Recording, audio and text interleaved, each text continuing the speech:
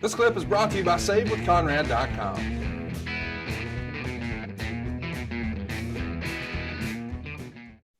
So Christian's going to bloody up Rhino to really cement his heel turn. And then all of a sudden, the professional wrestling world changes for real. On August 25th, it's announced that WWE and Kurt Angle have parted ways. And to say that this came as a shock through the industry is an understatement. Meltzer would even write that he is perhaps the biggest free agent in pro wrestling history. Do you remember how and when you heard that Angle was gone? I was shocked. I was in creative. I really didn't believe it. Not from, of course, Dave Meltzer. You know, I'm not. It's not like I was trying to debate Dave or anyone else. I just said, there's got to be a lot more to this story. You know, when you think about Kurt basically coming on the scene, 2000, you know, well, you know better, you do the podcast. So what year was his real debut? I mean, I met him in 99. No,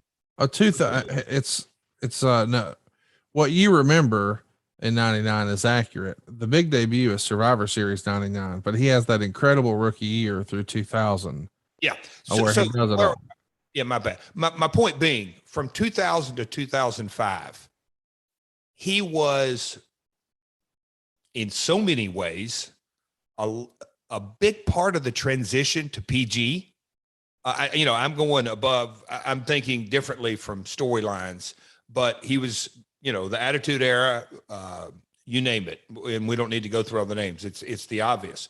But the new star that was being made, that was up there, and oh, by the way, in this PG era, he's an Olympic gold medalist. Oh, by the way, he's got incredible timing. He just like checked every box. Yeah. And me knowing Vince, and I'll say the machine of the WWE, I just said there's more to this. I don't really buy it. So who reaches out to who? How does this whole ball get rolling where he's going to be a part of what y'all are doing? Yeah. And thinking back through this, I don't know that I've really ever, but just because I guess because it's never really come up, but Dave Hawk, Dave is Kurt's business manager. Yes. He was in Orlando at Universal Studios. And I wish I could recall, it was right during this time. And he said something to the fact, hey man, Kurt would really like to talk to you guys if you're in something to, and I'm like, yeah, Dave. Okay. So Dave sent something fishing in advance of the release. No, I want to say it's right. Maybe the taping's after, but it could have been before. You know, it could have been before. I wish I could like nail down, or the 2 days before, whatever it was. I was just kind of like, Dave, and I said, I tell you what, Dave, if you're serious, we can certainly, because my immediate alarm goes up, don't get in litigation with Vince. Right. You just don't. Hey, man, I can give you a number for the attorney in Dallas, and I promise you, in 24 hours a day, 7 days a week, it doesn't matter what time of night. I'll get you the hotline, my man. That kind of joke. And Dave, core business and the supplement industry. And we had different quick little chats about that, but I was just kind of taken aback that, wow, this may be a reality here. And so when you get the email, I'm sure you're on the phone with Dixie right away. Are you guys talking hypothetically about what it might take to get him over? So, however, the conversation from Dave to Dallas back to Nashville, and, Dixie's, what do you think? And I said, Dixie, the name of this is all very vivid. The name of our company is Total Nonstop Action. If you have to create a wrestler that identifies, personifies exactly what our in-ring product could be, should be, want it to be, all the above, it's Kurt. Yes. It's like, and I told her, I said, Dixie, I don't know how to say it any bigger than it is a game changer for us. His in-ring abilities, he can work with anybody. You know, I was a huge fan of Kurt. Orlando, Florida is the first time I saw him have a dark match. He was good to very good at the very beginning. And then as he, you know, I'd heard about him through Dr. Tom and Dory and, you know, all that. And then of course, Memphis, prior to that, but I'm talking about, he came to TVs. It was just sort of blow away, but then fast forward and he had his matches with Stone Cold and Rock and all of that. And I just told Dixie, I said, Dixie, it's a game changer. It's going to be expensive, but I think we really need to dig in what is going on. Like, you know, and she's like, okay, we need to have a conversation, with my father, Bob. Did you have the expectation that if you were able to land him, he would be the most expensive player you had under contract? Positive. I mean, because Sting was, I don't say limited dates, but we were only running 26 tapings every other week, essentially. You know, you can rough numbers, but, you know, Sting didn't have a boatload of dates.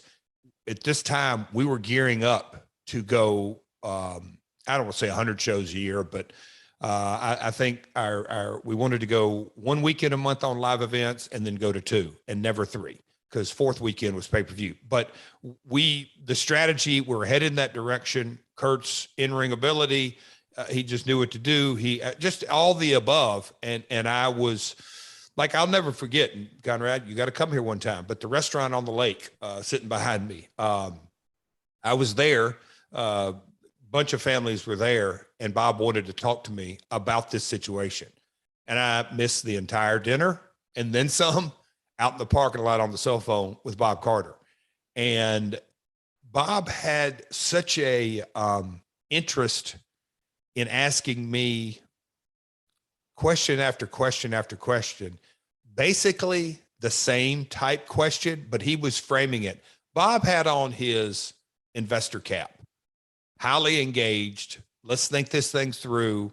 Why do you want, I mean, just you name it. He was, you know, in 1 to 2 hours, and the budgets and how we're going to get the ROI. And, you know, we had seen action figures and video game, you know, we'd seen the pieces of the puzzle and things were moving in the right direction. But Bob was like, what's it going to cost? I'm like, we got to get into this. And maybe Dave had thrown out some rough numbers, but I said, Bob, and I can remember telling him this, Bob, my biggest concern out of all of this is that we do a 2-year deal and he goes back. Yeah. I said, then we're kind of, you've made your company reliant upon him.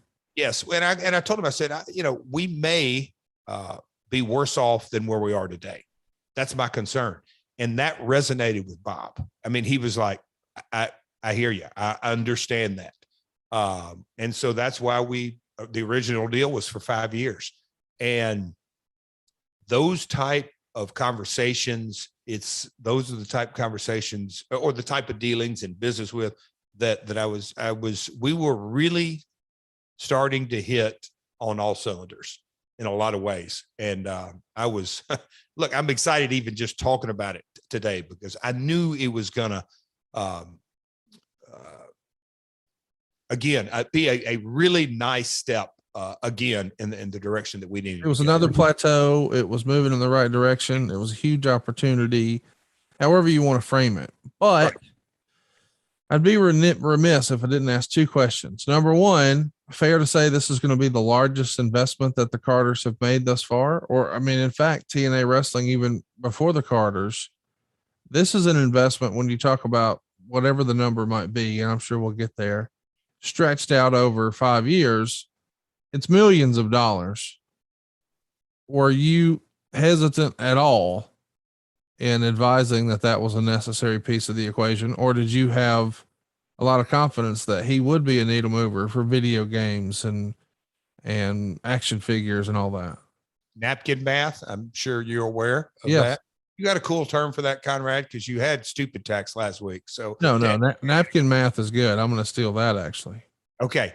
I did that. multiple times, multiple ways, and really put in live events, TV, 2 hours, all those kind of stuff. And it's really hard to do napkin math on action figures and video games, but that's sort of the intangibles.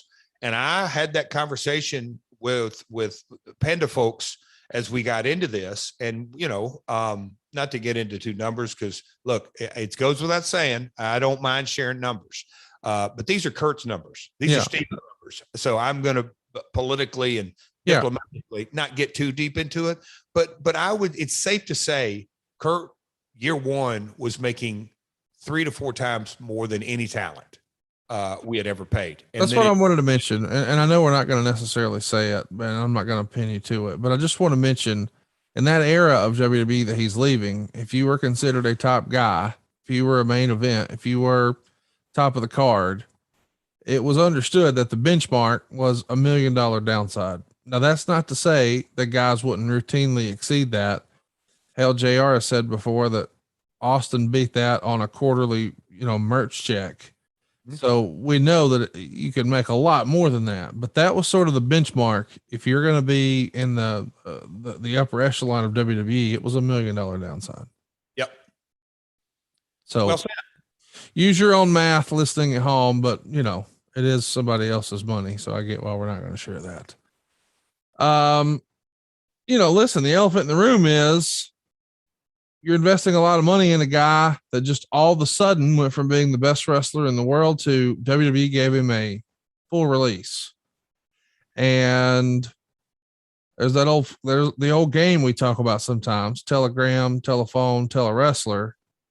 When all of a sudden he becomes available, I'm sure your phone rings with other people in the industry who say, now, Jeff, had you heard that Kurt was going through some challenging personal stuff at the time, or did that not become apparent to you until the news is out that, he's looking for work? Kudos, hats off to Dave Hawk. They hit it up head on without question. Every card on the table, in so many different ways. I had experienced working 20 days a month or whatever it may be. So, our schedule at this time was fixed location in Orlando, much easier. We addressed all of those concerns to the best of our abilities long before the contract was signed. I got a sidebar, but yes. So tell me about the signing of Kurt Angle. We recently talked about this over on the Angle show. So go check the archives if you want to hear the story from Kurt's perspective. But allegedly he has a conversation, I think both with you and with Dixie.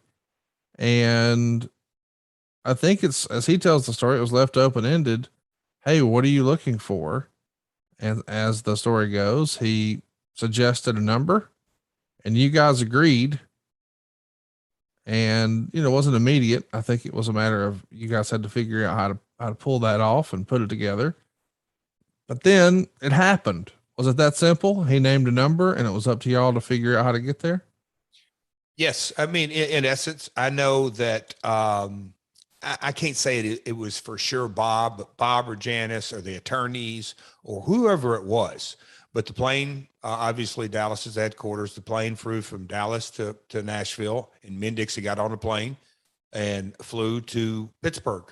Cause Bob, I don't want to put it strictly on Bob, but they said, you guys need to go see him, look him face to face and have the heart to heart to, just look him in the eye, find out, I don't say what we're getting ourselves into, but just the lay of the land. And that's what we did. We flew up, had a conversation, we talked. And I can remember that, Dave Hawk, Karen, Dave Hawk, but it was Jeff Dixie and Kurt having the conversation. And then, Dave was always a part of money conversations, but that's about accurate. It is accurate. Hey, here's my number. Y'all got to meet it. All right. Guess what? We got to get Bob Carter to approve it. So you have that conversation. I'm sure you do a lot of napkin math, this time maybe with the help of an email.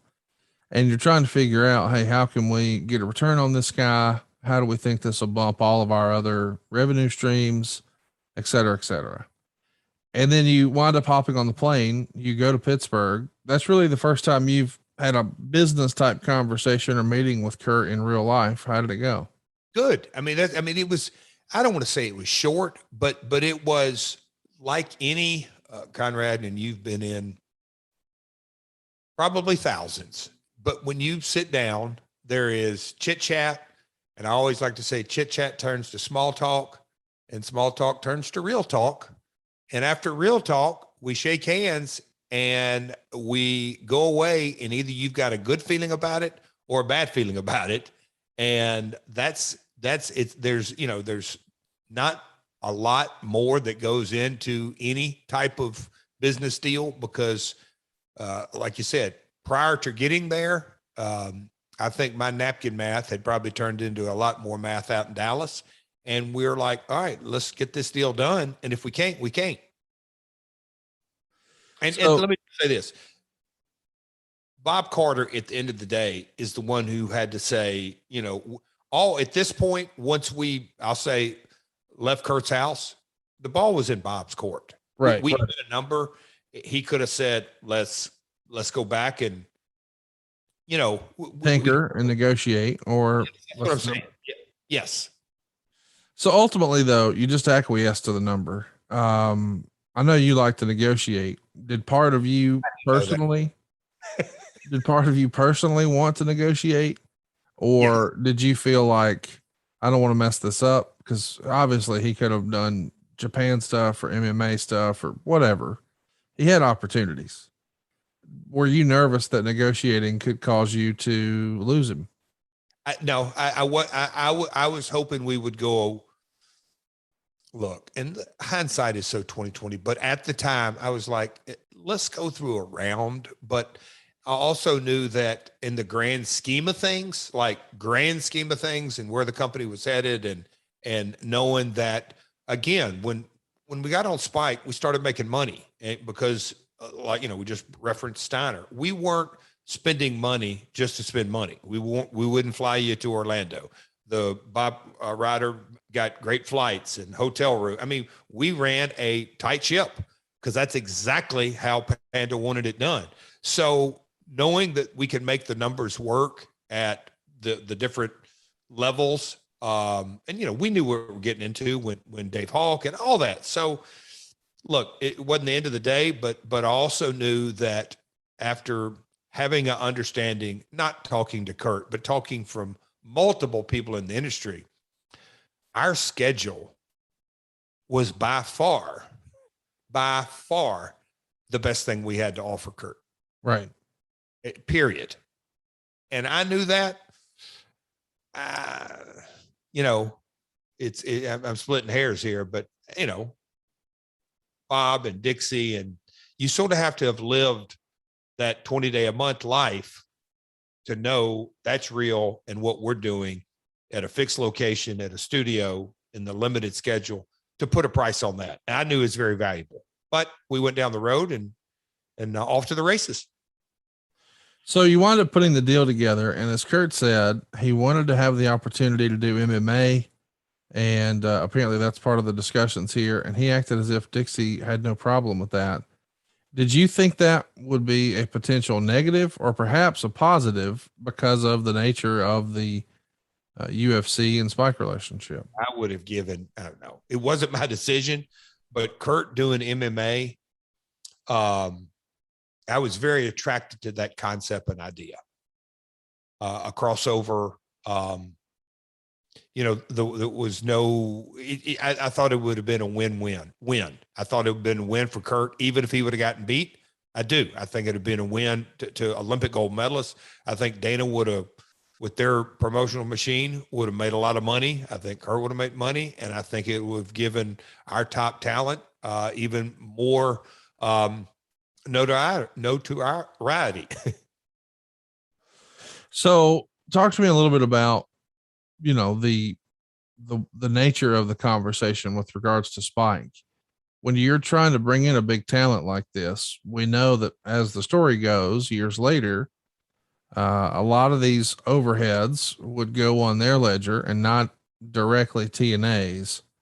Was Kurt Angle critical in trying to get a better time spot or get a second hour? Are you even communicating that with Spike, or do you wait until you have him under contract? We told them we were talking, but it was, again, as we get into it and look, there's what you know, and what you don't know, you just don't know. Spike never said it was a talent allowance. It wasn't Sting money, Hogan money, Kurt money. It was, we're going to give you additional funds on top of your 2-hour licensing fee to supplement talent pay. And that, now we're going to a different episode, but at this time there was no Spike funded money. Okay. Again, we're a 1-hour show. But you're hopeful that signing Kurt Angle is going to help you get to that second hour. I mean, everything we did was pushing toward, and Kurt would be at the top of that list. Like, oh, wow. I mean, we are, and when we would get into those edits, again, when you really get down into the minutia in the week to week of producing a show, and you have, 42 minutes of content that can air, and we get back from Orlando, and you get into Nashville, and you've got let's just say 47 minutes of good talent, good content. But you've got to cut 5 out. So then you get on the edit room floor, and Scott Fishman specifically, executive in charge for Spike, he was a part of all of those edits. So he knew, oh, wow, that's some good stuff of, let's say, this X Division talent or whatever, this tag, whoever it was, that we had to leave on the edit room floor because of time. So the 1-hour time slot on a week in, week out basis, when we were cutting, having to fit contractual and master control needs, that's not easy. It's just not easy. And so again, signing Kurt was a great, it was good in every manner. And it certainly damn sure didn't hurt our 2-hour negotiation conversation. Hey, it's Conrad Thompson. Thanks for checking out the podcast here on YouTube. Be sure to hit the subscribe button and the notifications bell so you don't notice anytime we upload some new content. And go save yourself some money right now. If you're in a 30-year loan or you have credit card debt, it's not a matter of if I can save you money. It's a matter of how much. Find out right now for free at SaveWithConrad.com.